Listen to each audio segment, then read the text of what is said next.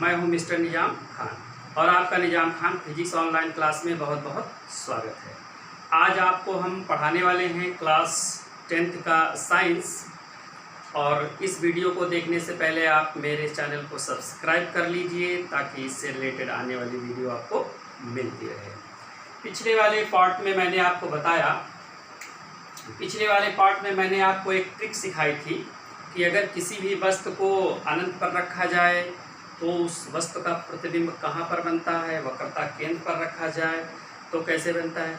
आज आपको हम सिखाएंगे कि विभिन्न दशाओं में प्रतिबिंब कैसे बनता है। देख लीजिए, पहला जो फिगर है वो है कि अगर वस्तु को अनंत पर रखा जाएगा तो उस वस्तु का प्रतिबिंब कैसे बनेगा। ये पिछले वाले वीडियो का ये हल्का सा मैंने यहाँ हिंट दिया है, ये उसका ये पार्ट नंबर 3 है। मैंने पिछली बार बताया था ये आपका अनंत है और ये आपका मान लीजिए ध्रुव है। क्वेश्चन है हमारा, ये अवतल दर्पण द्वारा प्रतिबिंब का बनना यहाँ पर दिखाया जा रहा है। अवतल दर्पण द्वारा प्रतिबिंब कैसे बनता है। जब वस्तु को अनंत पर रखा जाएगा तो उस कंडीशन में वस्तु का प्रतिबिंब कहाँ बनेगा। देख लीजिए, मैंने आपको बताया था पिछले वाले लेक्चर में कि जब वस्तु को अनंत पर रखा जाएगा तो उसका प्रतिबिंब आकर के कहाँ पर बनेगा, फोकस पर बनेगा। ये देखिए, मुख्य फोकस जो है इसका फोकस पर बनेगा। उसी चीज़ को मैंने यहाँ दर्शाया है। ये मान लीजिए हमारी कोई वस्तु है, बिंब है, यहाँ से ये प्रकाश की किरण समांतर चलती है। जब प्रकाश की किरण समांतर चलेगी तो हमेशा फोकस से होकर के जाएगी। देखिए, ये प्रकाश की किरण समांतर जा रही है और ये फोकस से वापस आएगी। समांतर होकर जब जाएगी प्रकाश की किरण तो फोकस से रिफ्लेक्ट होगी। उसके बाद आप देख लीजिए कि दूसरी वाली जो किरण है, दूसरी वाली किरण अगर फोकस से आती है, ये देखिए, ये पहली वाली किरण क्या देख रहे हो कि समांतर जा रही है तो फोकस से होकर आती है, और अगर दूसरी वाली किरण फोकस से होकर के आती है तो क्या हो जाती है, ये समांतर हो जाती है। ये देखिए, समांतर हो रही है। तो अब ये दोनों की दोनों किरणें इस पॉइंट पर काट रही हैं, इस जगह पर, और जब दोनों किरणें एक पॉइंट पर काटेंगी तो वहीं पर वस्तु का प्रतिबिंब बनेगा। इस जगह पर हमारा प्रतिबिंब बनेगा। जो भी प्रतिबिंब बनेगा वो बहुत छोटा बनेगा। तो पहली कंडीशन हो गई, आपने सीखा कि अगर वस्तु को अनंत पर रखा जाएगा तो उसका प्रतिबिंब कैसे बनेगा। तो उसका प्रतिबिंब कैसे बनेगा, उसका प्रतिबिंब उल्टा बनेगा, बहुत छोटा बनेगा और वास्तविक बनेगा। दूसरे वाली कंडीशन में देख लीजिए, मैंने सिखाया था कि अगर वस्तु को अनंत एवं वक्रता केंद्र के बीच रख दिया जाए, ये आपका अनंत हो गया और ये वक्रता केंद्र हो गया। समझ रहे हैं, ये देख लीजिए, अनंत और वक्रता केंद्र के बीच में हमने वस्तु को रख दिया है। कहीं पर भी आप वस्तु को रख दीजिए, ये रहा, ये आपका अनंत हो गया और इधर अनंत है आपका, और ये आपका वक्रता केंद्र है। इस साइड में ये अनंत है और ये वक्रता केंद्र है। अनंत और वक्रता केंद्र के बीच में हमारी वस्तु रखी गई है। ये देखिए, ये वस्तु रखी गई है। अब वस्तु से जो है समांतर किरण जाती है, दर्पण से टकराती है, और जब वो टकराएगी तो कहाँ से होकर रिफ्लेक्ट होगी, वो फोकस से होकर जाएगी। ये फोकस से होकर क्या आ रही है, रिफ्लेक्ट हो रही है, ये रिफ्लेक्ट हो रही है। उसके बाद दूसरी वाली किरण जो है वो सेंटर ऑफ कर्वेचर से आती है। तो इसका रूल ये होता है किरण का कि अगर कोई भी किरण सेंटर ऑफ कर्वेचर से चलती है तो फिर से वो उसी डायरेक्शन में वापस आती है। देखिए, ये वक्रता केंद्र से किरण आ रही है और फिर से उसी डायरेक्शन में वापस जा रही है। तो ये वाली किरण और वक्रता केंद्र से जाने वाली किरण दोनों कहीं ना कहीं पॉइंट पर इंटरसेक्ट करते हैं, काटते हैं। जहां पर काटेंगे वही वस्तु का प्रतिबिंब बन जाएगा। ये प्रतिबिंब तैयार हो गया आपका। तो इस कंडीशन में आप क्या देख रहे हो कि अगर वस्तु को अनंत एवं वक्रता केंद्र के बीच रखा जाएगा तो जो वस्तु का प्रतिबिंब बनेगा वो कैसे बन रहा है। देखिए, हमारी जो वस्तु है वो ऊपर की ओर रखी गई है, लेकिन जो प्रतिबिंब बन रहा है वो इन्वर्टेड बन रहा है, उल्टा बन रहा है। और वस्तु से क्या बन रहा है, छोटा बन रहा है और वास्तविक बन रहा है। तो ये इसकी दूसरी कंडीशन हो गई। तीसरी कंडीशन में देख लीजिए कि यदि वस्तु को वक्रता केंद्र पर रख दिया जाए, हमने बताया था आपको, देख लीजिए इस बार, अगर वस्तु को कहाँ रख दिया जाए, वक्रता केंद्र पर, इस जगह पर रख दिया जाए, तो जब वस्तु को आप वक्रता केंद्र पर रखोगे तो प्रतिबिंब भी वक्रता केंद्र पर बनेगा। पिछले वाले लेक्चर में मैंने बताया था। ये रहा इसका थर्ड वाला डायग्राम।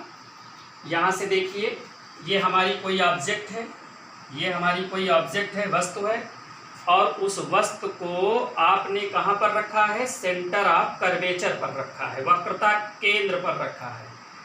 और वस्तु से जो चलने वाली ये समांतर किरण है, जब वो दर्पण से टकराती है तो वापस आएगी फोकस से।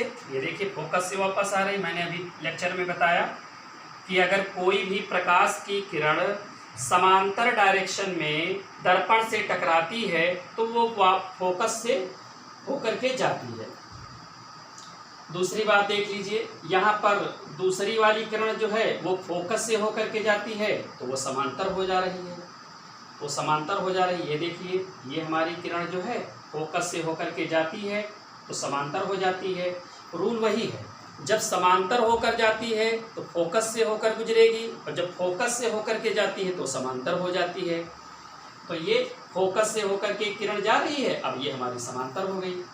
ये वस्तु है और ये हमारा प्रतिबिंब है, ये इमेज बन रहा है। तो जो प्रतिबिंब बन रहा है वो वस्तु के आकार का बन रहा है। जितनी साइज का हमारा वस्तु है उतनी ही साइज का प्रतिबिंब बन रहा है।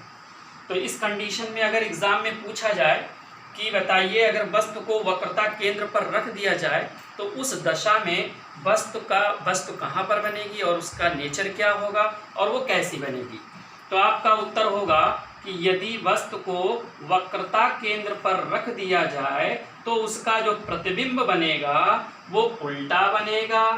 देख रहे हो यहाँ पर, ये उल्टा बन रहा है, वास्तविक बन रहा है और वस्तु के साइज के बराबर बन रहा है। जितनी बड़ी वस्तु है, जितनी ऊंचाई की वस्तु है, उतनी ऊंचाई का ही हमारा प्रतिबिंब बन रहा है। अब आप फिगर 4 में देख लीजिए।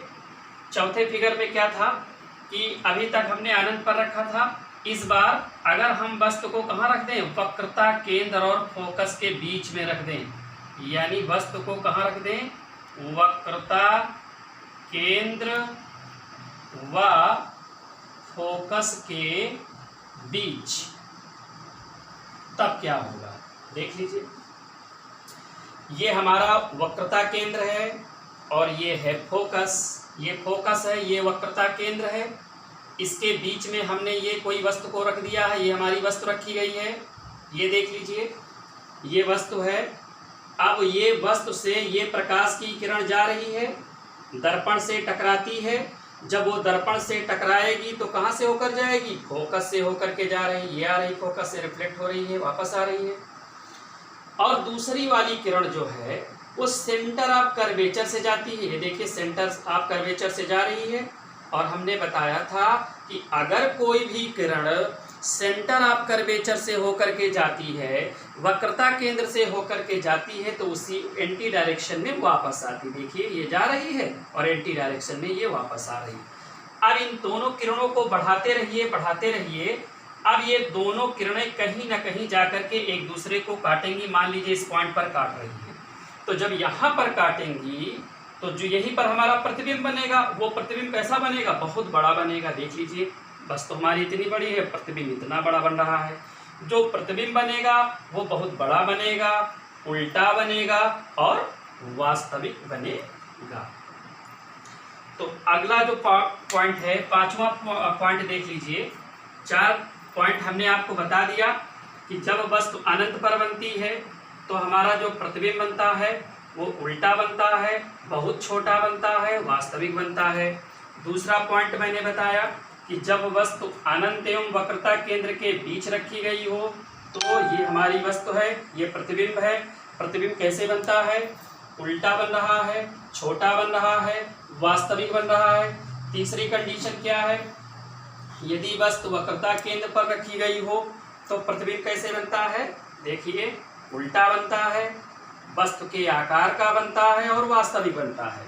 चौथी पॉइंट है, यदि वस्तु को वक्रता केंद्र और फोकस के बीच रख दिया जाए तो हमारा प्रतिबिंब कैसे बनेगा? बहुत बड़ा बनेगा, वास्तविक बनेगा और उल्टा बनेगा। एक पॉइंट है और देख लीजिए, 4 पॉइंट मैंने आपको बता दिया। 5वीं पॉइंट क्या है स्टूडेंट, देख लीजिए।